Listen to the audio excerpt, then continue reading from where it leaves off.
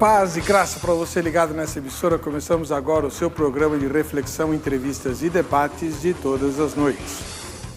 Hoje nós vamos tratar de um assunto que para muita gente é lenda, mito e para outros é certeza. A existência ou não de extraterrestres. Muita gente alega ter visto disco voador, né? Os famosos OVNIs, objetos voadores não identificados, né? Muita gente, inclusive que eu conheço, já alega ter visto extraterrestres, né? Aqui no Brasil a gente ficou famoso no mundo inteiro por causa de um evento em Varginha, lembra disso? Pois é, o ET de Varginha. Muita gente vai para Varginha visitar lá o lugar onde ele apareceu, tem até algumas edificações comerciais que exploram a temática. Também há muita história envolvendo lugares secretos nos desertos dos Estados Unidos, onde estão localizadas as principais bases aéreas do Exército, da Força Aérea Americana, e que eles teriam ali guardados restos mortais de extraterrestres que teriam vindo para a Terra e caído no planeta Terra, naquela região, nos anos 50. Enfim, o que não faltam são histórias a respeito dos extraterrestres. E o que falta são certezas. Eles existem ou não? Bem, para o povo de Deus, a Bíblia é o livro mais importante do universo. O que a Bíblia tem a dizer a respeito desse assunto? Será que ela se pronuncia sobre a existência ou não de vida fora da Terra? Se ela se pronunciar, o que ela diz? Como interpretar? E se ela não se pronuncia, por que ela não o faz? Ela nega a existência de vida fora da Terra? Enfim, muitas perguntas. Isso para não entrar nos outros assuntos, né? Nas famosas teorias dos antigos deuses astronautas. Muita gente olha para o primeiro capítulo de Ezequiel e vê ali evidências muito fortes de uma visão de naves espaciais descendo no planeta Terra, inclusive seus tripulantes. Você já leu o primeiro capítulo de Ezequiel? Então, essas e muitas outras perguntas nós vamos explorar hoje, na medida em que temos gente disposta a falar sobre o assunto e gente que crê na inspiração das Escrituras Sagradas como palavras de Deus e que pauta a sua vida por elas. Vamos ouvir as ponderações e tirar as nossas conclusões. Está no ar o Vejam Só.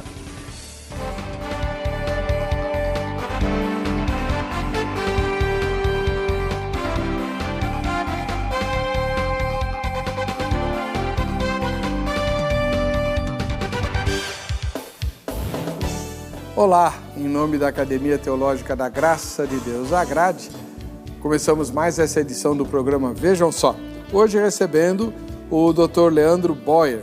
Eu sei que a pronúncia do nome dele não é essa, mas é assim que ele é conhecido, porque ele é descendente de holandeses. Seja bem-vindo, doutor. Paz e graça. Paz e graça. Mais um grande prazer estar aqui com vocês. É a segunda vez que o senhor vem, né? Segunda vez. A primeira vez que entrevistou o senhor foi o Zeca, a respeito da crucificação. Exatamente. O senhor é médico? Sou médico, formado pela Unicamp, tenho residência em cardiologia pela Santa Casa de Ribeirão Preto e doutorado pela Unicamp.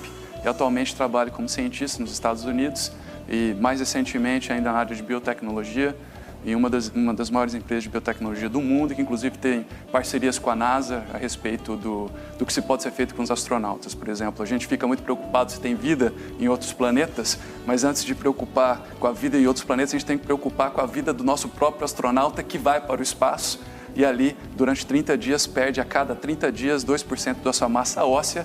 Então a gente tem que ter alguns contornos farmacológicos para auxiliar as nossas pesquisas e explorações espaciais. Muito obrigado pela presença do senhor. O irmão é evangelista na Igreja Batista Redenção. Exatamente, sou evangelista, fui investido na função de evangelista pela Igreja Batista Redenção, trabalho ali no âmbito internacional, então estou nos Estados Unidos há 6 anos, trabalhei bastante ali pela Igreja Batista Redenção como evangelista em Nova Jersey e agora, recentemente, há 1 ano e meio, eu estou na Califórnia. Muito obrigado pela presença do irmão. E, já que ele é da Igreja Batista Redenção, nós trouxemos o nosso parceiro, que é pastor lá, né? O pastor Marcos Granconato. Seja bem-vindo, pastor. Paz e graça. Paz e graça, pastor Eber.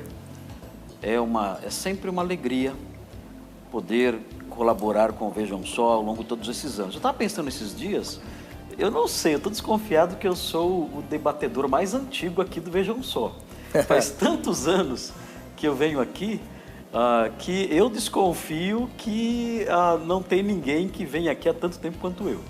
Mas é sempre bem bom, ao longo de todos esses anos, sempre a experiência foi maravilhosa, poder contribuir aí com a Igreja Evangélica Brasileira e até fora daqui, porque eu sei que o programa é exibido fora do Brasil.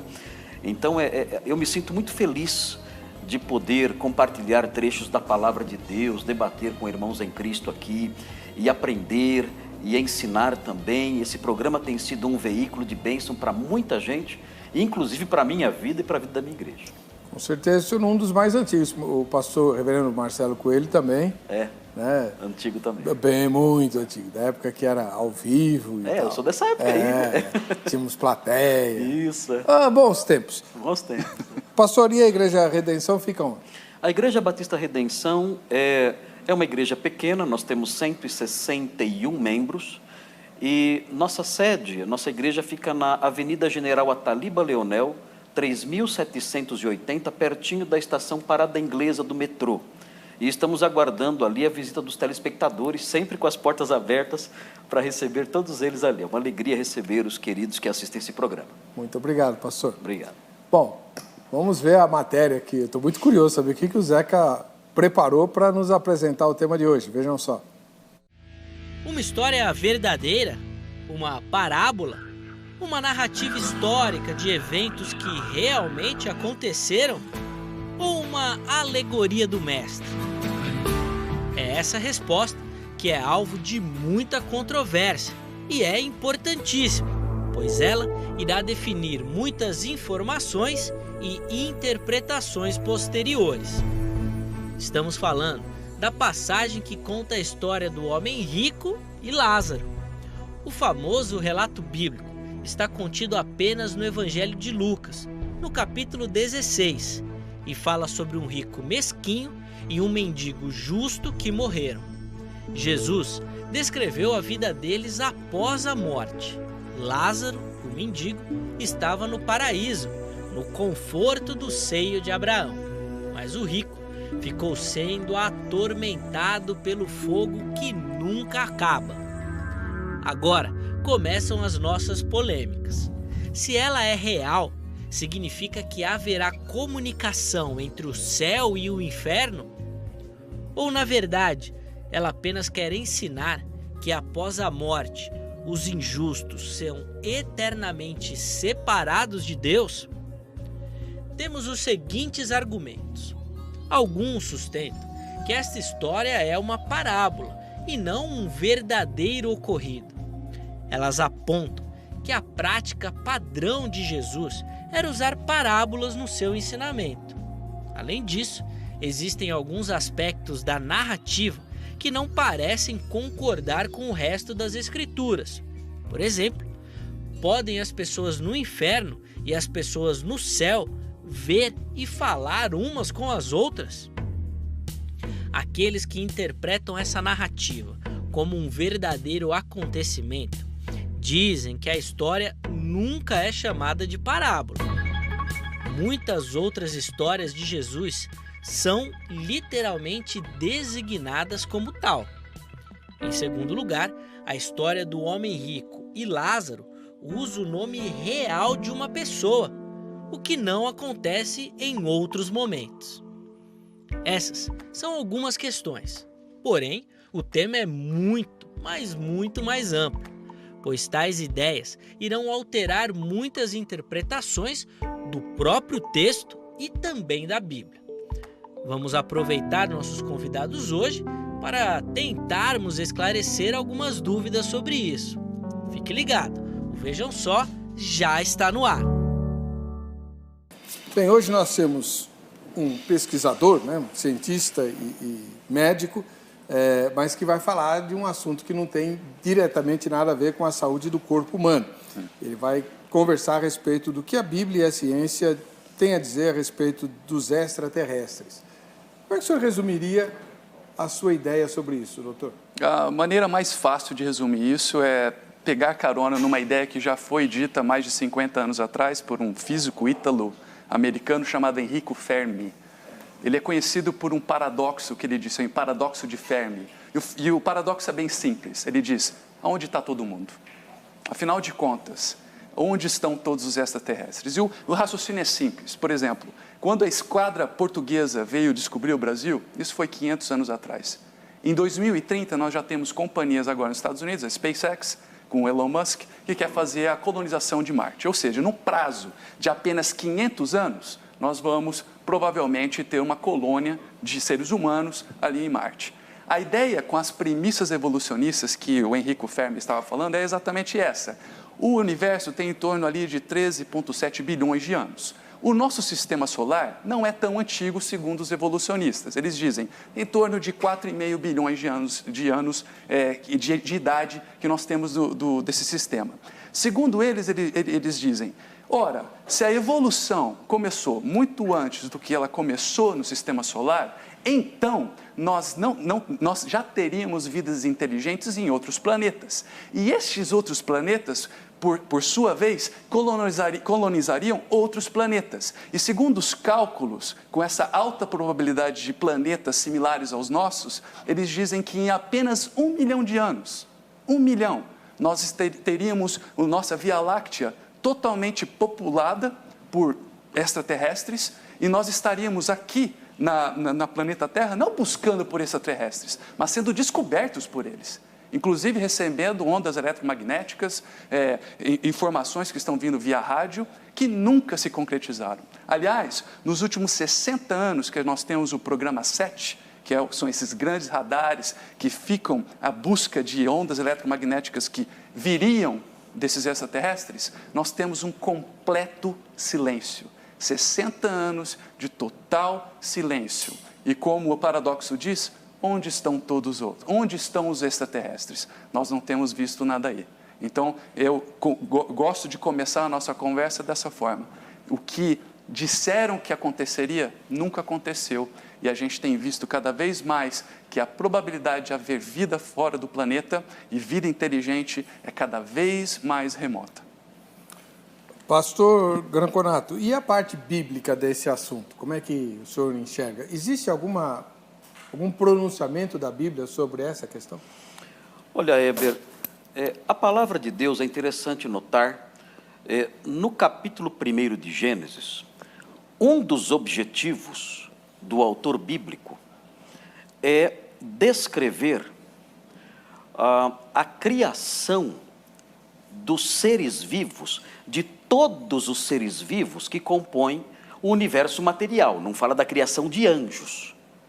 Gênesis 1 fala da criação, entre outras coisas, de todos os seres vivos que compõem o universo material. Esse é o objetivo do autor bíblico, mostrar que nada no universo material, incluindo os seres vivos que há no universo material, nada ficou fora do ato criador de Deus. E quando nós lemos o capítulo 1, nós não vemos alusão nenhuma a seres extraterrestres. Isso não acontece. E mesmo quando na Bíblia aparecem certas manifestações que no passado especialmente, aquele famoso livro do Erich von Däniken, eram os deuses astronautas, que fez um estardalhaço danado aí na década de 70, se não me falha a memória, usando o texto de Ezequiel 1, para dizer que ali era a visão de extraterrestres e tudo mais. Quando nós olhamos para textos como esse e observamos com atenção o que o profeta, inspirado por Deus, como profeta, autorizado por Deus, inspirado pelo próprio Espírito, movido pelo próprio Espírito, interpretou aquelas visões, ele não fala que aquilo eram criaturas de outros planetas. Ele diz o seguinte: esta era a aparência da glória do Senhor. Ele descreve aquilo tudo, é uma descrição intrigante, são seres assustadores, a meu ver, tanto que o próprio profeta caiu, desesperado, tremendo de medo, mas ele, ao registrar mais tarde aquilo que ele viu, ele descreveu aquilo como uma manifestação excêntrica, extraordinária da glória do Senhor, uma espécie de teofania, não uma manifestação extraterrestre, não isso. Então, entre a interpretação de von Däniken, que caiu no ridículo depois com o tempo, a interpretação do texto de outros aí, ufólogos e certas seitas aí que acreditam em extraterrestres, e a interpretação do próprio profeta Ezequiel, que diz que aquilo era uma manifestação da glória de Deus, com quem o crente vai ficar? O crente que crê na autoridade bíblica vai ficar com a ideia, o ensino claro de que era uma manifestação da glória de Deus e não de extraterrestres. Então, de onde vem no meio evangélico, por assim dizer, ou cristão, por assim dizer, essas ideias de extraterrestres? Eu acredito, o Dr. Leandro, ele faz pesquisas sobre isso, não só no aspecto científico, mas também histórico e tudo mais. Eu acredito que isso aí vem de revelações de falsos profetas, que marcam, que são pessoas marcantes aí no meio das seitas paracristãs, como o Adventismo do Sétimo Dia, por exemplo. O Adventismo do Sétimo Dia, a Ellen White, ela acreditava em vida em outros planetas e até acreditava que essas vidas eram vidas isentas de pecado, que não tinham caído como nós caímos aqui. Mas note, isso tudo, essa crença vem do quê? Vem de devaneios, de uma profetisa falsa. O cristianismo autêntico não aceita a autoridade dessa mulher, dessa senhora. O que ela diz não se harmoniza com o texto bíblico. É uma ideia própria de um movimento sectário para cristãos, sem fundamento teológico nenhum. Então, acho que o doutor Leandro Boer pode talvez reforçar isso aí, sobre essa questão? É importante nós notarmos qual é o pensamento através dos séculos a respeito de vida extraterrestre. A gente acha que é uma preocupação recente, não é? Isso já tem muitos séculos. Isso começa com Aristóteles. 4 séculos antes de Cristo, o pessoal acreditava que tinha vida extraterrestre? Não, porque eles estavam debaixo das leis físicas aristotélicas. Essas leis físicas aristotélicas, que depois se comprovou não serem verdadeiras, não corretas, elas se perduram até mais ou menos o século XIII. No século XIII, nós temos o escolasticismo, vem Tomás de Aquino, tenta harmonizar o 4º dia da criação com as ideias aristotélicas que foram recém-descobertas com as cruzadas, que tinham pego os escritos de Aristóteles e tinham traduzido do árabe para o latim. E aí, tudo isso só termina, essa ideia de que não havia extraterrestre, termina com Copérnico. Copérnico para frente, nós começamos a ver um crescimento exponencial da aceitação de que a vida é extraterrestre. Por causa da mudança de paradigma de que a Terra não era o centro do universo, entre outras coisas. Eu vou precisar interromper vocês, porque a gente tem um recado importante e no próximo bloco eu quero fazer várias perguntas a respeito disso, entre elas a seguinte: o senhor trabalha na NASA. Não trabalho na NASA, trabalho numa biotec. Mas associada à NASA. Lá na NASA não tem ninguém que acredita em ET? Daqui a pouquinho o senhor fala a respeito disso.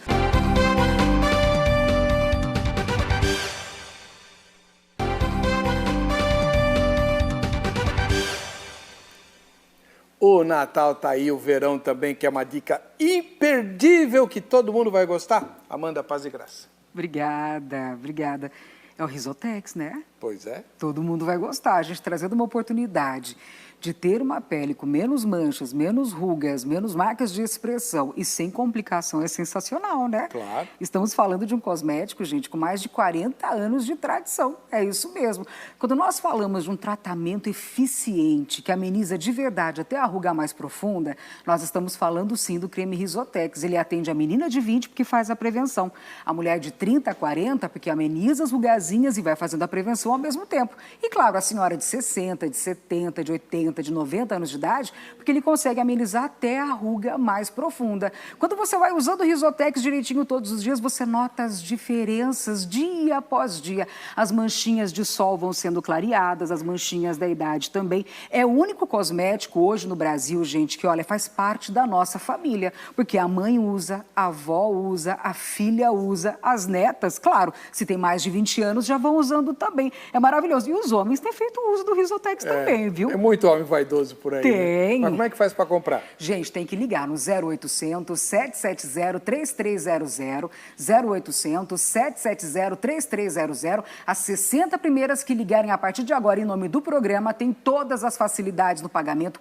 Paga parcelado, a primeira parcela não é agora, você paga no boleto, no cartão ou no carnê Risotex também, ou seja, não tem nem desculpa. E hoje está valendo ainda, gente, o kit econômico, ó, 5. São 5 cremes Risotex, tratamento para mais de 6 meses, com mega desconto, fica muito mais barato. E ainda mandamos para você um presentão que não é surpresa, porque é você quem vai escolher o seu presente, mas tem que ligar a partir de agora no 0800 770 3300. Vamos lá, ninguém mais precisa ficar com marcas do tempo no rosto. Não precisa. 0800 770 3300. Obrigado, Amanda. Eu que agradeço. Deus abençoe. Amém. E aí, você acredita em vida fora da Terra? Vamos para a nossa enquete? Vamos lá para o facebook.com/programa Vejam Só. E lá nós temos essa pesquisa que a gente faz toda noite com você, né? A possibilidade de vida fora do planeta Terra é sustentada pela Bíblia? Na sua opinião, por aquilo que você sabe até este presente momento, essa possibilidade de vida é sustentada? Sim ou não?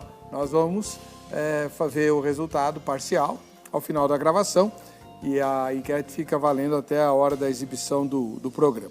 Estamos hoje com o Dr. Leandro Boer. Como é que é em holandês? Boer. Boer. Yeah. Então é Leandro Boer. Né? O senhor fala holandês? Não.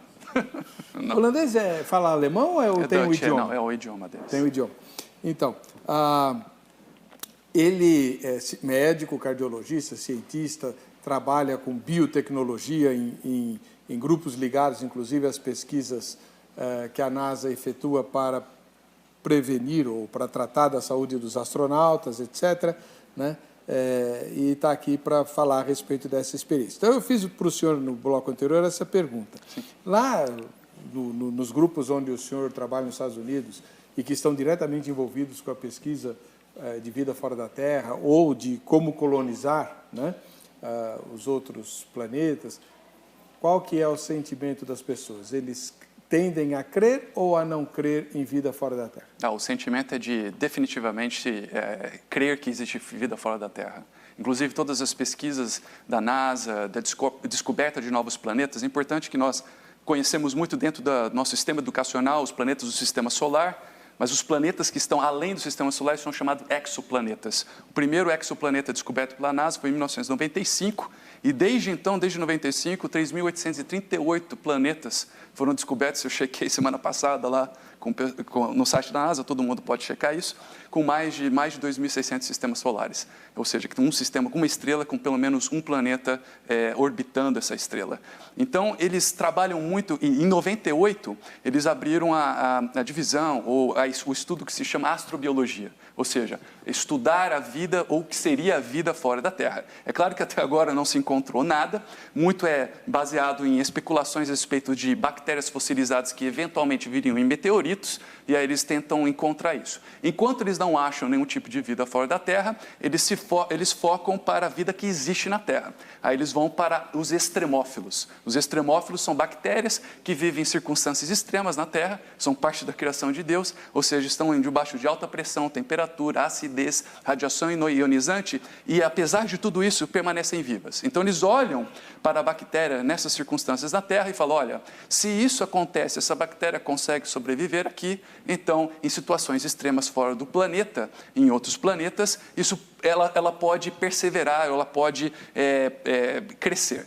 Uma das coisas que a NASA fala, e se você for em qualquer site de astronomia, ler a respeito do assunto, você vai ver que existem planetas em que eles classificam como planetas em zonas habitáveis. O que é um planeta em zona habitável? É simplesmente um planeta que está próximo da sua estrela, orbitando de tal forma em que a água poderia ser encontrada em estado líquido. Então, eles partem do pressuposto que onde há água, há vida.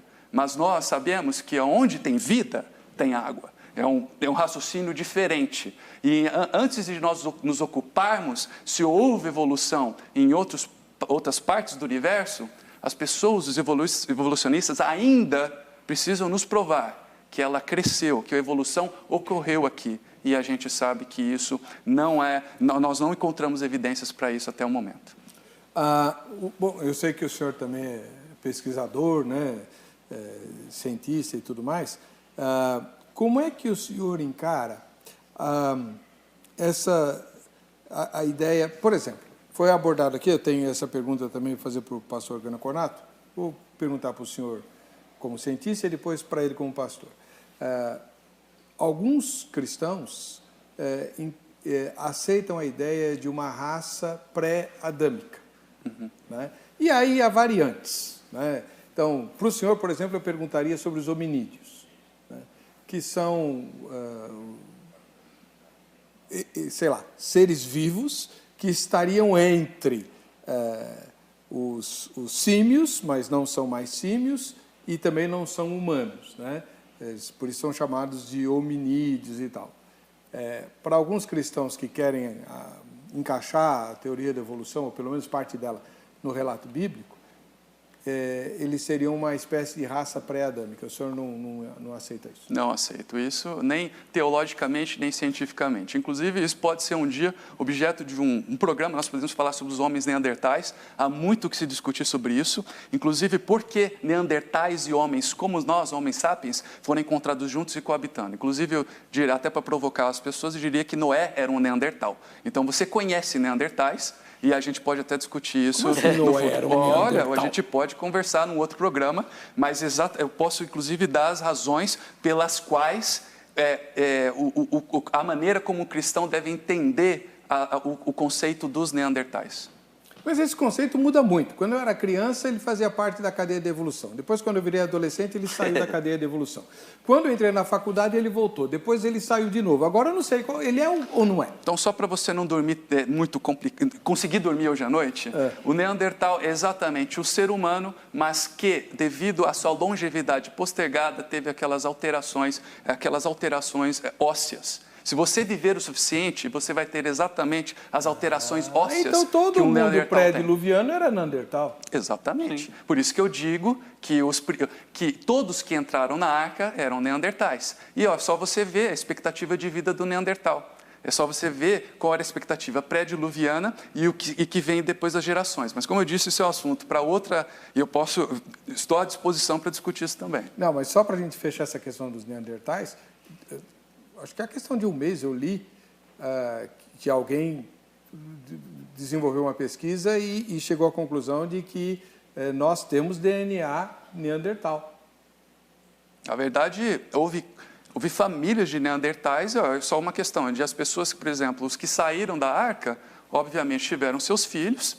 Esses filhos foram tendo a sua vida atenuada ou abreviada e, obviamente, eles se casavam com pessoas da mesma genética. Então, é por isso que é comum encontrar, por exemplo, sepulturas em que as pessoas... Como conciliar neandertais sendo sepultados juntos com o que seria o Homo sapiens? Exatamente isso, porque não há diferença entre os dois. Os dois são homens, a diferença é que um pertence a uma geração em que a telomerase, em que os telômeros nos seus DNAs tinham uma particularidade que os permitia viver por mais tempo, enquanto as gerações posteriores tiveram esse fenômeno do telômero um pouco mais abreviado e, obviamente, impactou na quantidade de anos que eles viriam. E agora, pastor, como é que o senhor encara essas ideias que alguns cristãos têm da raça pré-adâmica?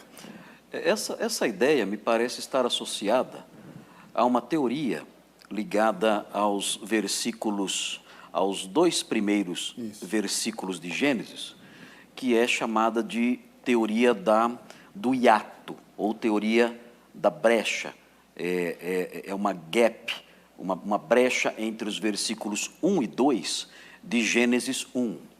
Dizem o seguinte: no princípio criou Deus os céus e a terra, eles dizem, e aí vem, no entender dessas pessoas, o seguinte: a terra tornou-se sem forma e vazia, porque o verbo que aparece aqui, o verbo hebraico, o verbo hayá, pode significar ser ou pode significar tornar-se.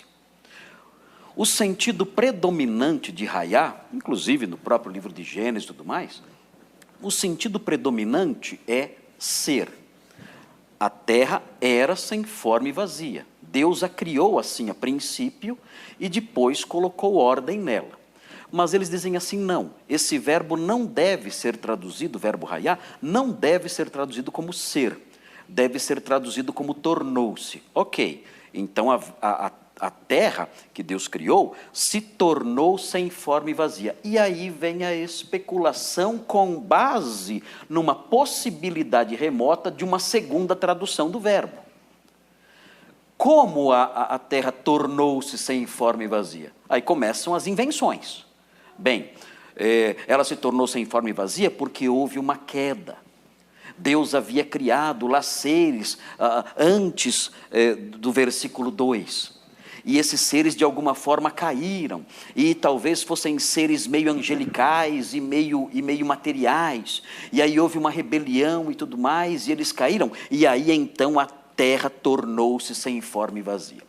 Agora, para construir isso, é necessário rejeitar o sentido natural, o sentido comum, dominante do verbo presente no versículo 2, e a partir dessa alteração, usar a imaginação. Agora, para o teólogo bíblico, para o exegeta, para o expositor da palavra, a imaginação não nos interessa. Nós já temos no Brasil e fora do Brasil, muitos apóstolos e muitas outras pessoas usando a imaginação para ensinar o povo. Para os pastores sérios, para os homens de Deus de verdade, o que interessa para nós é o que o texto bíblico claramente diz, é a intenção autoral e o sentido comum e dominante das palavras.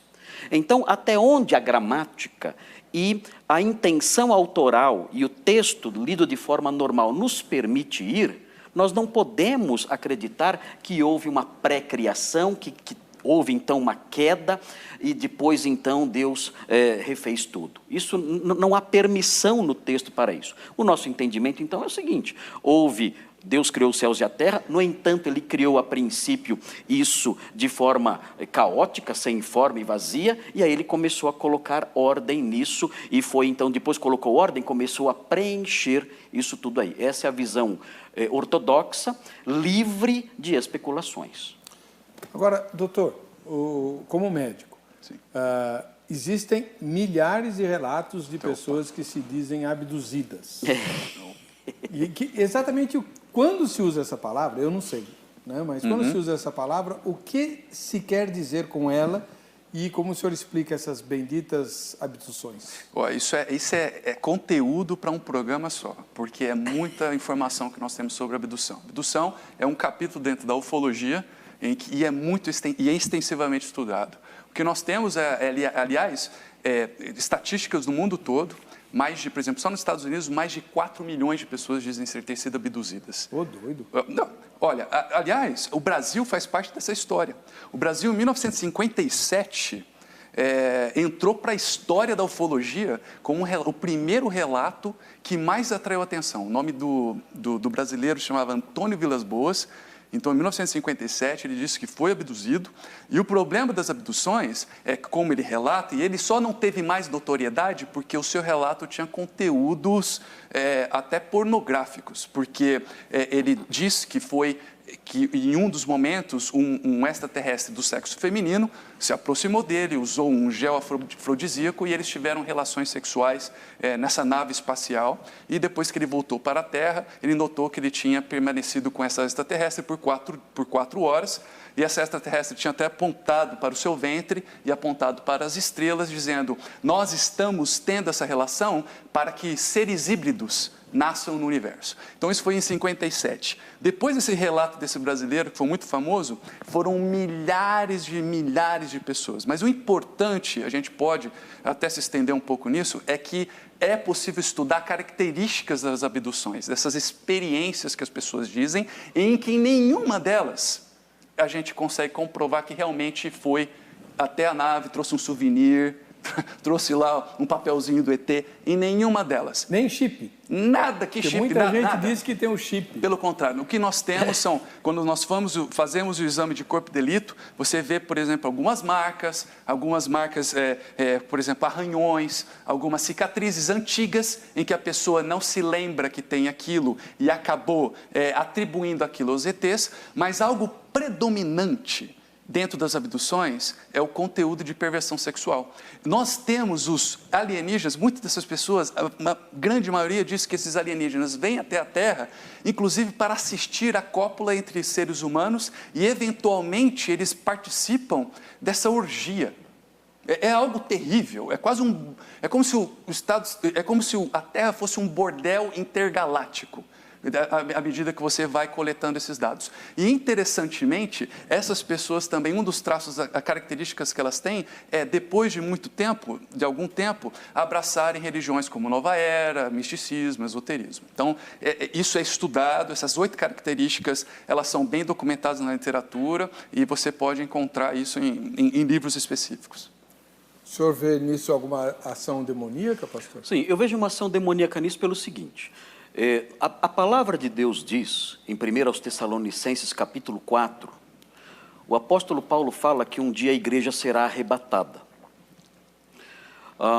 E já disseram assim para mim, pastor, eu acho que se isso acontecer, se a igreja for arrebatada algum dia, como o apóstolo Paulo ensina em 1 aos Tessalonicenses, capítulo 4, então existirão muitas e muitas e muitas conversões, porque todos vão se lembrar do texto sagrado, e vão se lembrar dos pré-tribulacionistas, que anunciaram isso tantas vezes, mesmo debaixo do ataque de tantos outros teólogos aí, que dizem que o pré-tribulacionismo não tem fundamento nenhum. E tem, é a visão bíblica. No entanto, quando nós olhamos a cultura universal ser influenciada por esse tipo de visão, ao ponto das pessoas, o doutor Leandro me disse que na Inglaterra as pessoas acreditam mais em ET do que em Deus. Perguntando para o povo ali... 52% das pessoas acreditam que ETs existem e 44% creem que Deus existe. Olha aí.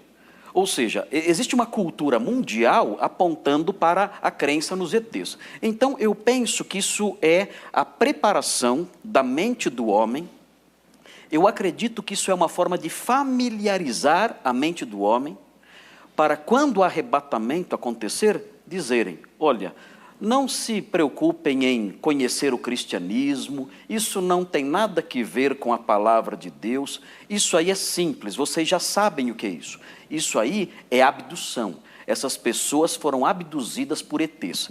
E o homem, na época, já que Deus os mandará a operação do erro para darem crédito à mentira, num versículo que assusta os arminianos, né, porque fala que Deus vai fazer eles darem crédito à mentira. Né, esses versículos destroem arminianos, destroem pós-tribulacionistas, destrói tudo. Né, eles vão dar crédito, vendo o desaparecimento dessas pessoas, vão dar crédito à mentira. Que mentira? Qual é a outra opção que sobra, além da explicação do arrebatamento? Essas pessoas foram abduzidas. E então, a fé cristã não vai ser incrementada ou comprovada pelo desaparecimento de tantas pessoas. A fé cristã vai ser mais uma vez rejeitada e substituída pela crença supersticiosa em abduções. Uau! Bom, nós temos algumas manifestações dos telespectadores. O Robson Franco, ele diz o seguinte, toda a criação de Deus foi corrompida pelo pecado do homem, pecado original. Afetou tudo, o universo e seus astros. Jesus deixou o céu, o único lugar que tem vida além da terra, para justamente vir aqui na terra para resolver o problema do pecado. Lembrando que a palavra destaca o homem como a coroa da criação, 1 Coríntios 11:7. Se tivesse vida em outros planetas, por exemplo, o pecado também os teria afetado. Não faz sentido algum. Agora, como teólogo, doutor, o senhor também acredita que não existe a vida fora da Terra? E o pecado afetou todo o universo e não apenas o nosso planeta? Sim, eu gostaria de pegar aqui uma carona no ombro de gigantes.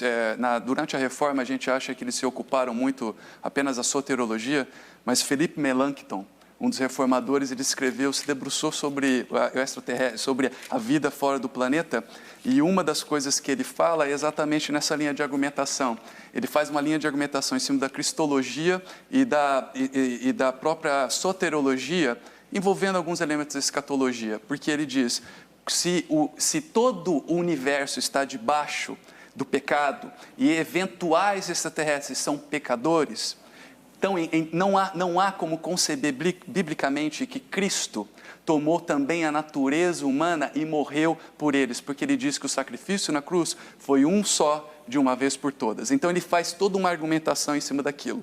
Isso tudo, no século XVI, ele começa a mudar mais no século XIX. Com o advento das seitas, por exemplo, o kardecismo, com Allan Kardec, a gente tem, por exemplo, o próprio mormonismo, o adventismo do sétimo dia, a gente já começa a ver uma variante disso, em que as ETs não apenas existem como são santos, carregam a imagem de Cristo, e também são completamente obedientes à lei de Deus.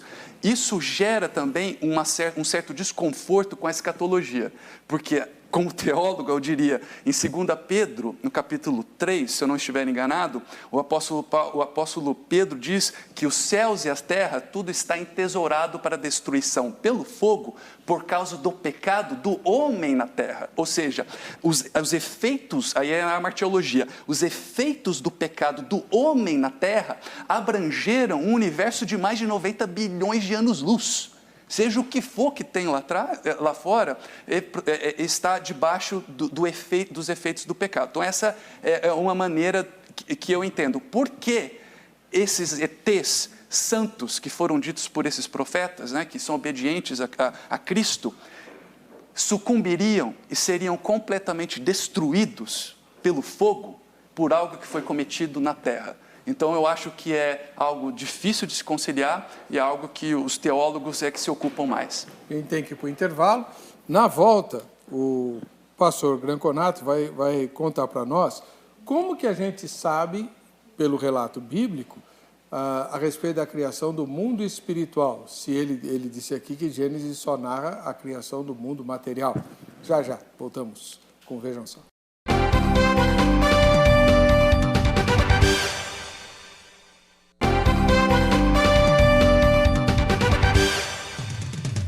Muito bem, estamos hoje fazendo uma entrevista com o Dr. Leandro Boer, como ele é conhecido, né? Eu não vou saber pronunciar em holandês o nome dele, que é um cientista, médico, cardiologista e que trabalha atualmente em biotecnologia, inclusive com empresas ligadas às pesquisas da NASA.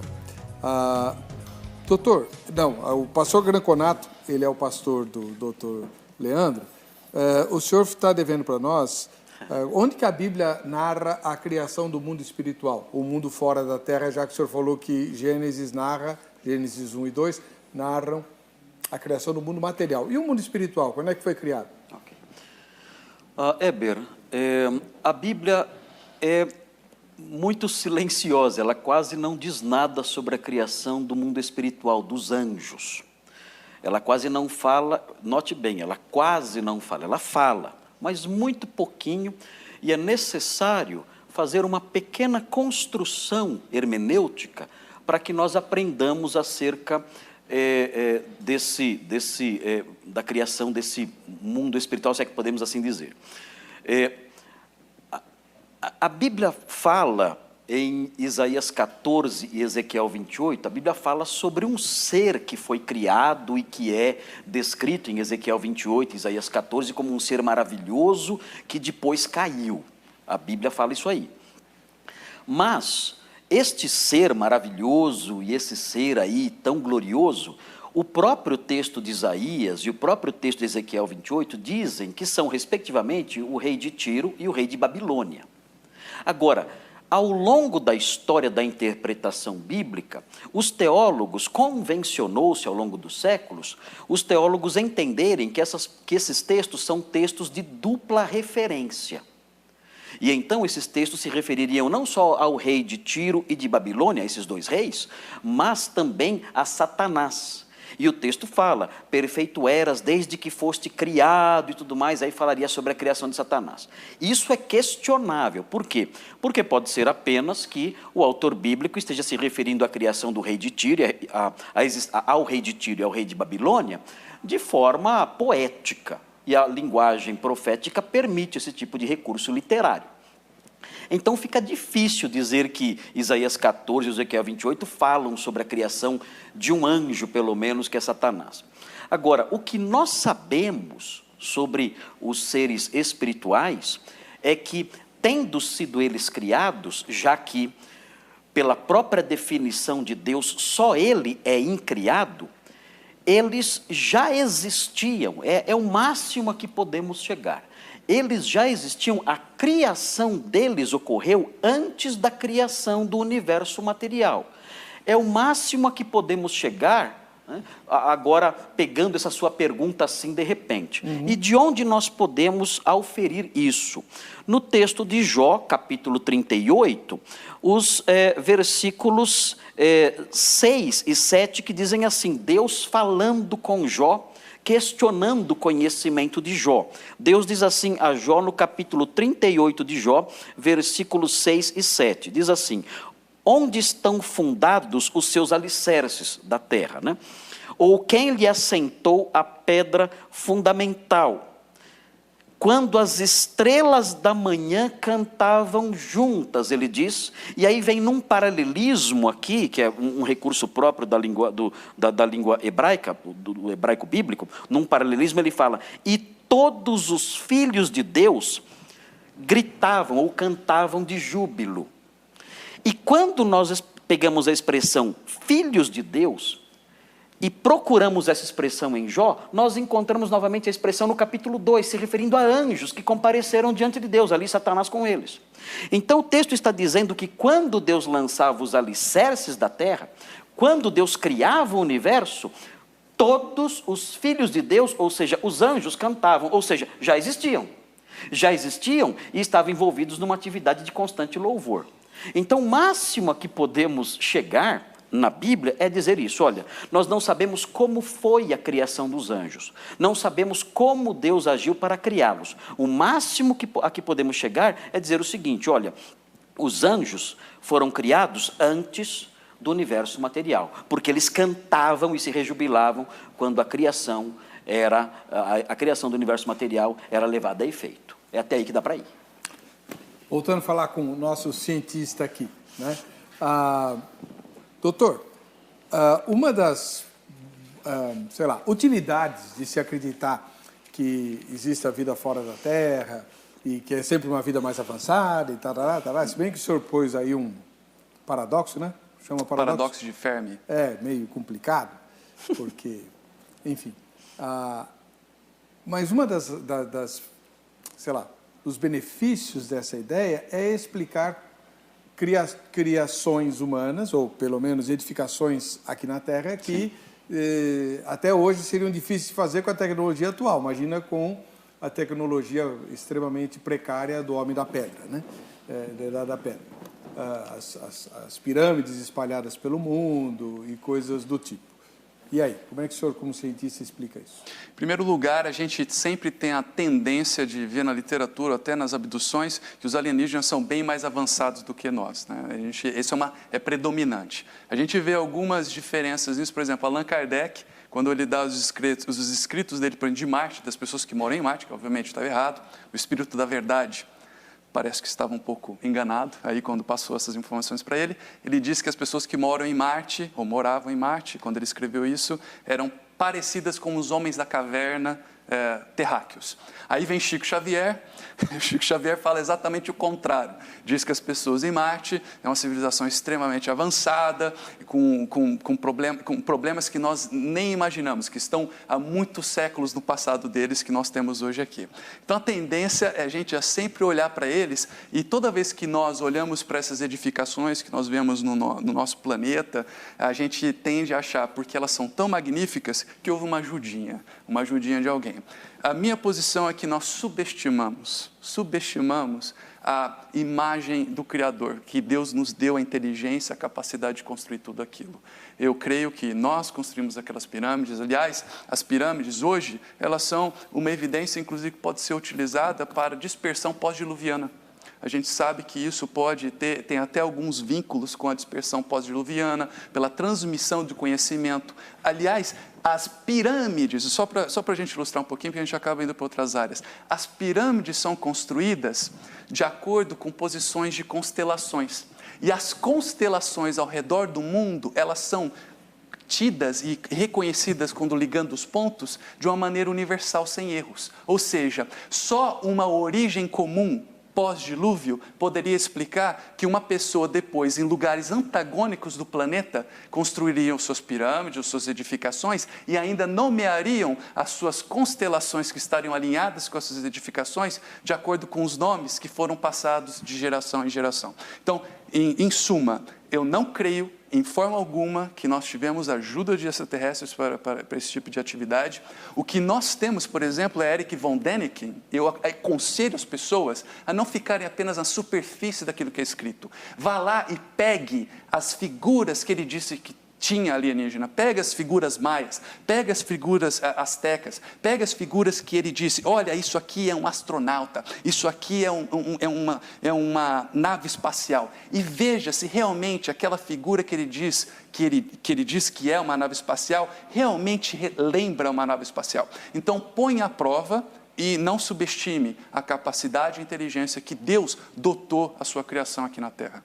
Mas um dos argumentos que ele usa são os riscos lá de Nazca? Nazca. Você tem os riscos de Nazca. Aliás, isso é um outro capítulo muito interessante dentro da ufologia, em que tudo que nós temos é exatamente a demonstração que foram hoax, né? Em inglês seria os boatos, foram círculos forjados.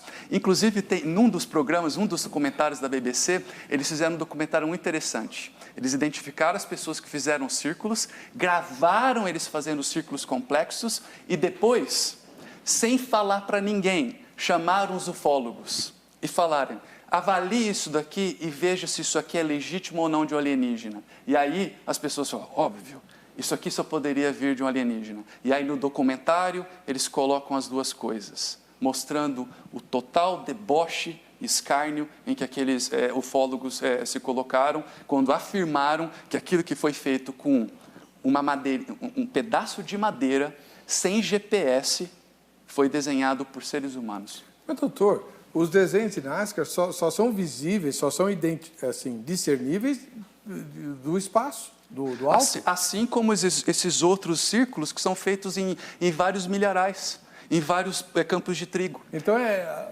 atividade humana pura. É perfeitamente. Primeiro existe um certo grau de orientação. Existe grau de orientação de constelação.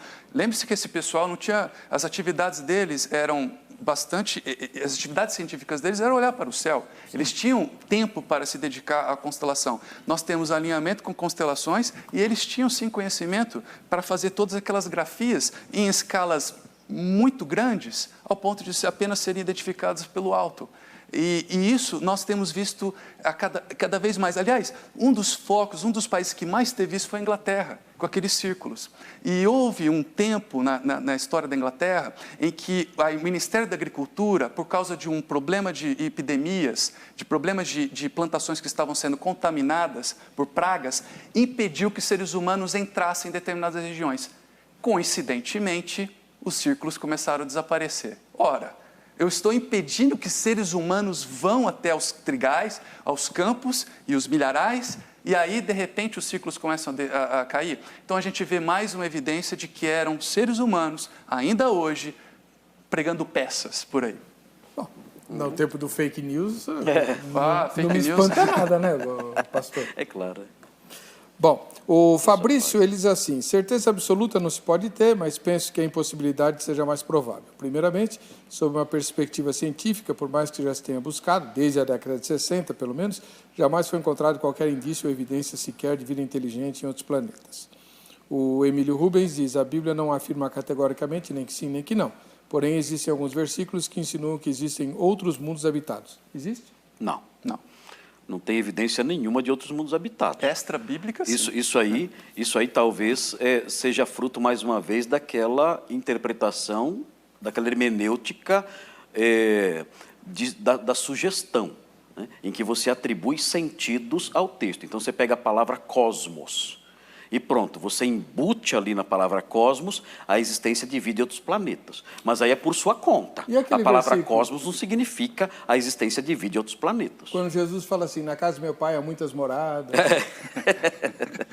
Aí o Senhor está falando sobre a realidade celestial, né? Não está falando, é claro, sobre extraterrestres e coisas assim, né? Na verdade, nessa linguagem, Jesus está comparando o céu a um grande templo onde há várias câmaras, né?